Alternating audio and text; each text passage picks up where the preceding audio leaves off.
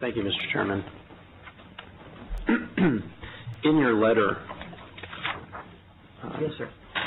You refer to the most significant factor for this downfall being the economy, the downturn in the economy. Can you speak to us about what I think might be the another? Let me ask Mr. Hellerman to respond. Sure. Can you explain to this committee the other factors that have caused this revenue shortfall? And particularly, I'm interested in your response to the report that came out of Standard & Poor's that says the state's budget imbalance is likely to reappear or persist beyond the upcoming biennium, unless other sources of revenue or additional budgetary flexibility are identified to fill the growing funding gap. It goes on to say that their future rating analyses will focus on the degree to which state officials adopt a budget that emphasizes structural solutions, and they believe that a balanced approach that includes both revenue enhancements and expenditure cuts has a higher potential of success in preserving the state's long-term structural budget balance. I think what they're getting at is we need to address our structural revenue shortfall. Do you share that opinion? You had a couple of questions closer to the first of your comments. Did you want me to address those? Yeah, there's really two questions. The first is we wish it was just the economy that caused this shortfall. Isn't that right? John Hellerman, Controller's Office. The largest measure, and it's hard to put a percentage on this, but certainly the very largest measure of what happened to our revenue system versus how we saw it proceeding into the future was the recession. And I know I appeared here several weeks ago and testified in front of this committee and gave quite a few remarks about the recession. But one thing I'd want to reiterate is, and it was in the letter, that the recession, in fact, that brought about the creation of the Rainy Day Fund, the 86-87 recession. The recession we just had was, in fact, somewhat worse than that. To give the members here today some indication of the severity of the recent recession. So certainly the most important factor in our revenues declining so precipitously was the severity of that recession.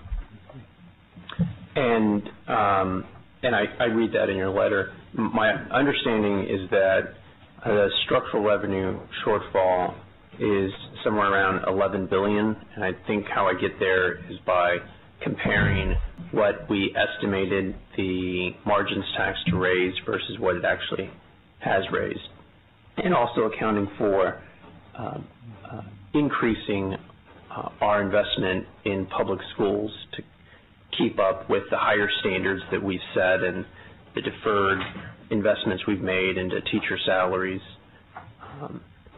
So those combination of things that we did in 2006 have resulted in a gap that today is $11 billion and growing into the future.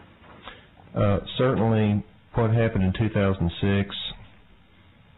Please correct me if I'm wrong. I'm not sure about your numbers, but I can speak about it simply in terms of concept. In 2006, there were essentially two things that happened. Property taxes were lowered. Property tax rates were lowered, of course. We increased certain tax sources. The franchise tax, as this committee well knows, has not performed up to standard and is coming in quite a bit less than what was initially projected. The other thing in 2006 that was part of this package was that the property tax reduction was not fully funded, only partially funded by the increase in taxation. So there's two elements there that have, one, was part of the initial package, and two, the franchise tax simply has not come up to standard about what was expected, and instead of raising $6 billion a year, it's raising $4 billion a year. Now, I think it probably should be mentioned, Mr. Chairman, at this point, in our 2010-2011 BRE, which, of course, this committee used when it worked on the last budget, it was showing the franchise tax more in the range of $4 billion a year. So this committee was not proceeding under the thought that perhaps it would be raising $6. So you say that you can't predict what the future economy is going to bring us, but I'm sure you've looked at this structural imbalance between revenues and expenses. Do you agree with the characterization Standard & Poor's has made describing this as perpetual? I think what I could not agree with, but I think what I could say and what I have said before is that the fact that the property tax reductions weren't fully paid for 5 years ago, they're still not fully paid for today, and the fact that our franchise tax raises $4 billion per year and not $6, those are issues that are going to continue. I have the structural revenue shortfall at 11. If you accept the estimate of the budget shortfall at 27, that's a 40%. That's 40% of our shortfall.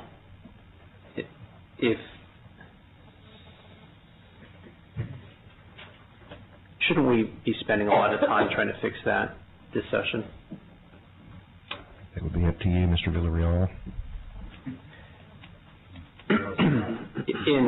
One last question. I want to go back to your the rainy day fund discussion. In 2003, just to understand the mechanics of how this worked, when we moved $1.26 billion from the rainy day fund, it sounds like we used that amount of money for a combination of filling the hole in the existing fiscal year and then moving money into the next 2 years. Did that require 90 or 100 votes? I think every time that the rainy day fund has been appropriated, it has been done so with a 2/3 vote. I don't know if it was required or not, but I know that it got a 2/3 vote. There'll be my note.